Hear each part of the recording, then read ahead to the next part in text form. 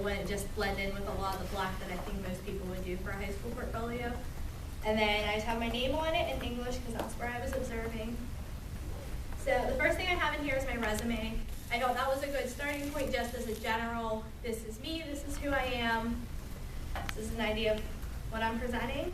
Then I have my philosophy of education, which I believe basically we have to take the kids where they're at and we have to help them to try to get everybody to be at an equal level. Then I have my praxis scores because I'm really proud of my praxis scores, so I thought that would be something to include in here because I'm really happy with how I did. Then I have my letters of recommendation. I have one from Mr. Sabina and I have one from Mr. Barker from when I took elementary math. Then I went into my field notes. I put the logs on one side with the field notes on the other side. My first one I did was high school English at Neshannock. I was with two different teachers that day. I was with Mrs. Gilson and Mr. Cavalier. Mrs. Gilson, I really liked her class. She had a lot of respect from her students. They seemed really to enjoy being there. She had a lot of good classroom management. Their cell phones, they had to put them at the front of the class when they came in, so she knew they weren't using them during class. They had a lot of group activities that they did together. And everybody cooperates with the cell phone policy. I did not see a single cell phone during any of her classes, which I thought was really impressive and showed that they really do respect her rules. Mr. Cavalier was really awesome, but the thing that really struck me on this day was there was a lot of history in both the classes, which I understand that's kind of a requirement because they were doing a lot with like the medieval literature, but it was a lot of history and there wasn't very much of what you would consider to be a traditional English class on this day. So that was really striking. And I could tell like the kids were a little bit bored with it by the end of the periods because it was so history heavy. I went there on another day and I was with the same two teachers. And this day they did a lot more traditional English related activities. The first period was Ms. Gilson, and that day they went to the computer lab and they did their resumes. And the kids seemed to really enjoy doing their resumes. She gave them a lot of feedback, a lot of ideas of what they should put in there, a lot of things of what not to put in there, important things to consider, like if they were using their cell phones to make sure their voicemail was respectful, if they were using an email address to make sure that was a respectful email address, which I think those are a lot of things that even people in college, sometimes they don't consider the fact of, hey, my voicemail isn't very professional, but that's what I'm using to try to get a job. Right. So I thought that was awesome that she was pointing that out to them in high school. Mr. Cavalier did a lot with, he pantomimed a lot of the action that was happening in the story. They were reading the King Arthur legends, and he like pantomimed like the guy riding in on the horse and getting stabbed, and like he was very enthusiastic about it. He ran over the board, he was drawing pictures of what was happening, giving them a real good view of everything that was going on in the story so they could really understand the concepts. He had a lot of pictures all over the room that related to the story. He had calendars that had pictures that detailed different parts of the legends. He just seemed to really, really enjoy what he was doing. The next day I went was to Newcastle. I was with Mr. Kosciuszko the entire day, and he had 10th grade English the entire time, and they were writing informative essays that day, and he did not have very good control over the class. They were not listening, and they seemed very confused by the assignment. This was, I believe, day 4 of the assignment, and they were just they didn't understand what they were supposed to be doing. Everybody was asking him, what are we supposed to do now? And I feel like if he would have, on the board, listed out, like, do this, then this, then this, it would have been better. So they would have had a clear visual representation of this is what we need to be doing, instead of just, what do we do now, what do we do now? And I was really surprised he didn't have anything about the standards listed on the board or anything. So I thought that was something Newcastle required. It is. And he had nothing about standards anywhere in that classroom. Did they have a separate planner or a separate handout that you might not have seen, or did you see? Have, but you didn't see anything referred to. Nothing I saw had standards on it. Fair enough. I saw like the worksheet that they were basing everything off of. It didn't have anything on it. So that was really surprising. So what made his, you specifically, you're talking about behavior modification systems, which I think is awesome. What made his not work and made the other two work? I don't feel he had the respect of his students. Like that's what I feel was the main thing, is the students just seemed to take him as a joke. So I feel like that was a big deal, because at one point like a student started laughing and he's like, well, what's so so funny. I like a good joke, and he's like, oh, she was looking at me. Like, they didn't really take him seriously. They didn't feel like he was really the teacher. Age? 10th grade, so. Age of like, him? Early 30s. Okay. Yeah. He had, I think he said this was his 4th year as an actual teacher. He was a student teacher when I was graduating. Then I went to Shenango for a day, and that I ventured around and I saw a lot of different classrooms. I was in 8th grade, I was in 10th grade, I was with 11th grade and seniors all on the same day, and it was really interesting. The 8th grade that I saw, I loved. They were watching a video that they had just finished reading the story, and the teacher was phenomenal. She kept pointing out, like, Hollywood added this, or they changed this here, and I thought that was awesome, because the seniors that I was watching, they were reading a story, and they didn't like their story, and they just kept going, can we just watch the movie? Let's just watch the movie. We can be done with this in 2 hours instead of another 2 weeks. Like, that was their whole argument, was we can be done faster.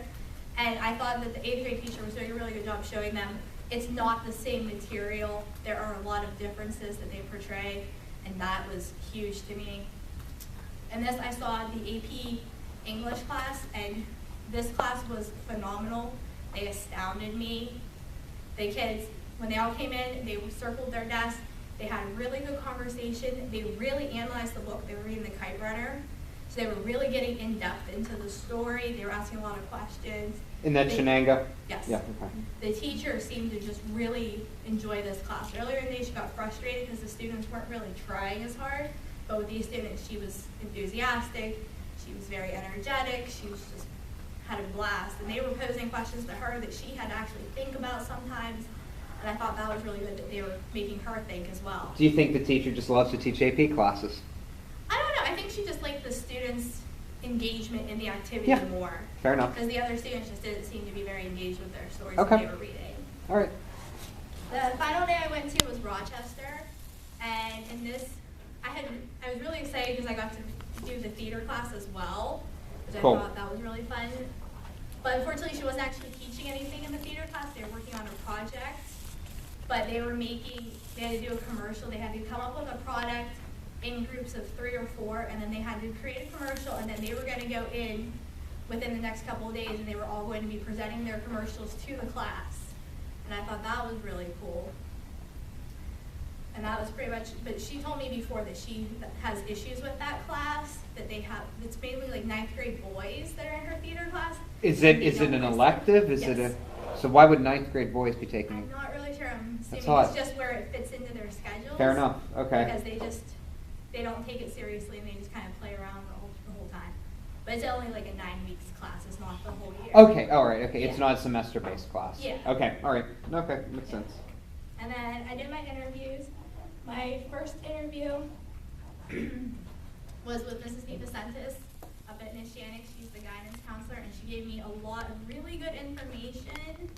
She filled in a lot about like what they're doing as far as like cyber schooling, that they have actually added in their own cyber schooling system now, and that they seem to see that working better because they know what the students are actually working on, and they can monitor it more than if the students who are doing like the PA cyber. She talked about how they're integrating technology into their classrooms, that a lot of classes now have like iPads and Kindles and stuff for their textbooks, which I think is awesome. That all the classrooms have smart boards, which I never had a smart board when I was in school, so getting to see those has been really, really good. She was really phenomenal. She was really passionate. She used to teach a lot of the science classes, and she's still now, like if they need substitute teachers and stuff, she'll go in and she'll do that, which I think is really good of a guidance counselor to Oh, yeah. be in there and be working with the kids. Did you ask her if she felt as though they respected her when she was teaching? I did not. That'd But be she interesting. seemed to be really you know? happy about, like, she liked it. That Yeah. She still felt so in control and so needed and a part of the school. That's great. The second one I talked to was Sandra Rhea, and she is the guidance counselor at the junior high school at Newcastle. And I remember her, she was the guidance counselor when I was there, and I used to work in the guidance office for study hall.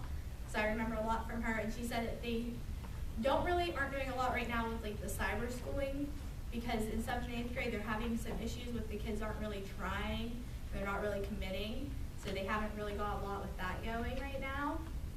And she said they do have some issues with like even at that age, they're still having custody battles and stuff, so she's always working with that. And that her policy is always to have the kids ready, and the kids are always first, even if she has something else planned for the day. If a kid comes in and needs her help, she will put whatever it was aside, and that becomes her priority for the day, which I think is really awesome for a guidance counselor. And I think that's like one of the most important things you can do, is you always have to put the kids first. And Guidance it's and teaching changing. or whatever. And it's changing, you know? I mean, high school guidance is a hell of a lot different than elementary school guidance. And, Yeah. you know, that's a transition you make. That's something, you know, you're going to be learning a lot more about the, you know, the early childhood, and working with kids will mean more than it does in high school. It really will, you know? Yeah. And then my final interview was with the first grade teacher at Laurel, and she was awesome. She had a lot of really good classroom management plans in place. She had a token system, and once they had 10 tokens, then they could redeem those for a reward coupon, which all her reward coupons were free things, such as like getting to sit beside a friend or bring a stuffed animal for the day, which I thought was awesome, because she said that having like a treasure chest was getting really expensive, but doing these things, the kids really enjoyed it. They were trying hard to earn their tokens. At the same time, it wasn't costing her anything additional to do this. They also have a tally system there, where they have little pieces on each student's desk, and if they aren't behaving properly, they get a tally in that column of what they were doing wrong. And at the end of the week, that goes home so the parents can see where the child needs to improve. So I think it's really good, gets the parents involved in what's going on in the school. And then I added in my president's list from DC3, because I've been on that for 2 semesters now, so I have the certificate and the little letter that came with it. And then for Phi Theta Kappa, I'm part of that because it's the honor sorority here. So I've been part of that, so I put in my certificate and my letter that came with my certificate for joining. Then through working at the daycare, I've gotten my pediatric first aid, so I included that in here because I think that's something that is additional that not a lot of teachers have, is the first aid training, Right. and that is I agree. something that is good to have, so you can understand, you know how to handle a crisis. As crazy as this sounds, if you ended up with at a high school when you had first aid training, you'd probably be one of like 2 or 3 teachers. Yeah. The elementary schools, 50% of them have it. Yeah. But high school, like, you'd be probably the only one. Yeah, I Yeah. actually saw this come into play at Rochester. One of the students in one of the classes had a seizure during the class. Oh, wow. And her seizure actually, it lasted over 30 minutes. And she had just started having these. And it ended up, the teacher was able to get her to the side, get her secure. The teacher knew exactly how to handle the situation. After a certain amount of time, they called the paramedics, the nurse was there, everybody came. But like, the teacher knowing what to do was one of the best things, because she knew Yeah. how to help the student so the student didn't get hurt from her environment. And then I finished up with my clearances, because we all have to have our clearances to become teachers, and then my TB test, because that's something additional that we have to have for Edinburgh. You have about 2 minutes left. Why don't you talk about the differences in observing in a pre-K to 4 and then a 5 to 12 environment? If you could list 3 differences, what do you think they would be and why? I think in the pre-K, the kids are very energetic. They seem more like ready to learn. With the high school students, sometimes it seemed like the teachers were like pulling it out, the information. Like some of the students were just kind of there, just taking up the space that they wanted. Yeah. Where the kids in the younger grades were more ready to learn, more ambitious, I think, sometimes. And also the teachers. I think sometimes the teachers that I saw in the elementary grades have been a little bit more enthusiastic than some of the high school teachers I've seen. Yeah. They seem to be more willing and ready to try, where sometimes I think the high school teachers are a little bit burned out a little. Because sometimes I know some of the classes, they were just trying, and none of the students were reacting to any of the measures they were taking. Do you think it's good for high school teachers to see what elementary teachers are doing and elementary teachers to see what high school teachers are doing? Definitely. Okay. And I think you need to know like where the elementary students are coming from, and also the elementary teachers need to know where the students going to in high school, what do they need to be able to do by the time they get there. And maybe that's one of the advantages with Common Core coming in, is that the standards will be very clear, and every teacher's going to have to know high school standards. Right. Every teacher's going to have to know elementary school standards. There are positives to it. Yes, So. I think you have to know what your kids already know and what are they supposed to know, so you can help them the best you can. Very good. Cool.